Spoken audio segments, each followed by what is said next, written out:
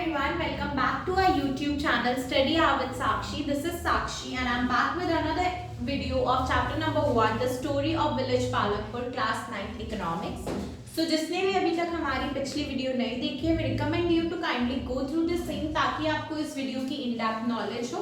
And another thing is कि अगर आपने अभी तक हमारे चैनल को लाइक शेयर एंड सब्सक्राइब नहीं किया है तो we request you to do the same ताकि आपको इसी तरह की इंफॉर्मेटिव वीडियोस आगे भी मिलती रहे.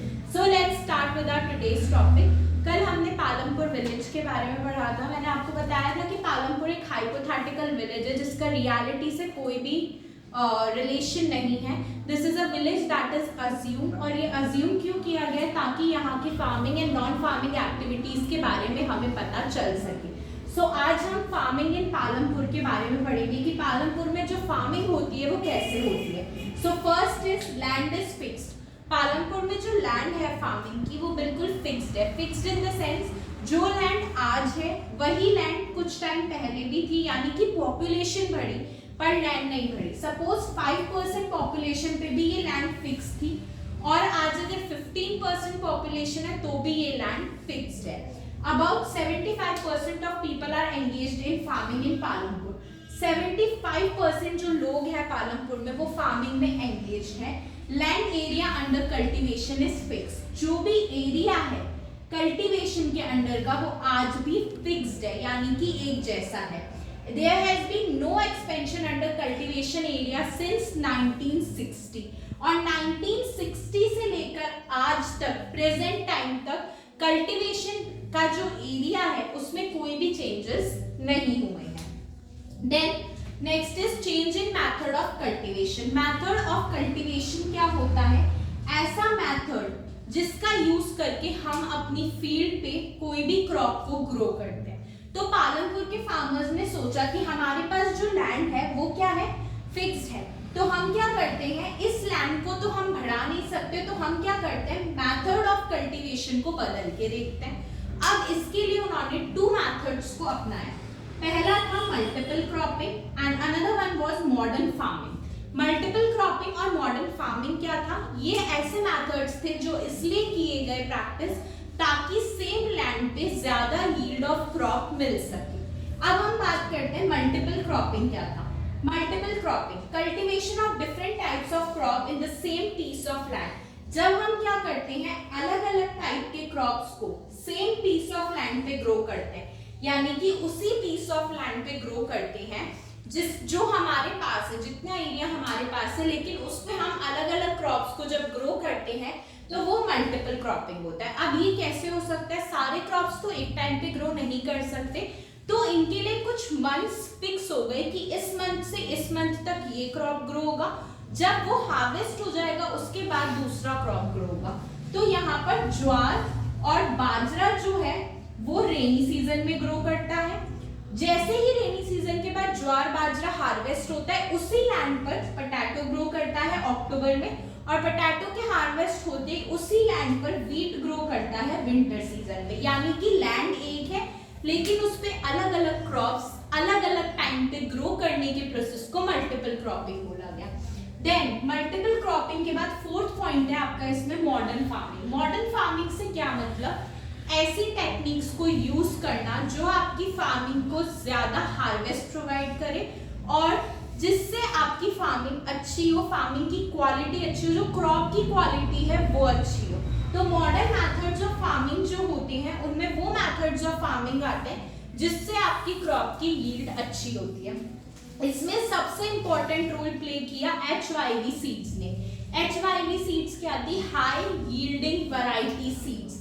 हाई यील्डिंग वैरायटी सीड्स जिनको हम HYVs बोलते थे.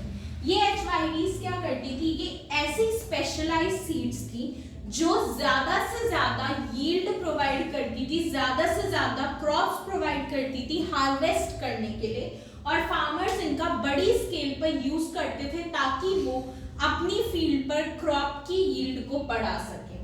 ये जो HYV सीड्स थी पहले इनको 2 स्टेट्स ने यूज करना स्टार्ट किया, जिसमें पहला था आपका Punjab and another one was western UP. क्योंकि यहाँ पर पॉपुलेशन ग्रो कर रही थी ज्यादा मात्रा में और उनको फीड करने के लिए यहाँ पर कोई भी अच्छा टेक्निक टेक्निक नहीं था, इसलिए इन लोगों ने HYV सीड्स का यूज किया। HYV सीड्स के बाद में जब फार्मर्स को मॉडर्न मेथड्स ऑफ फार्मिंग अच्छे लगने लगे तो उन्होंने केमिकल फर्टिलाइजर्स, पेस्टिसाइड्स, इंसेक्टिसाइड्स का भी यूज किया और फार्मिंग को और ज्यादा अच्छा किया।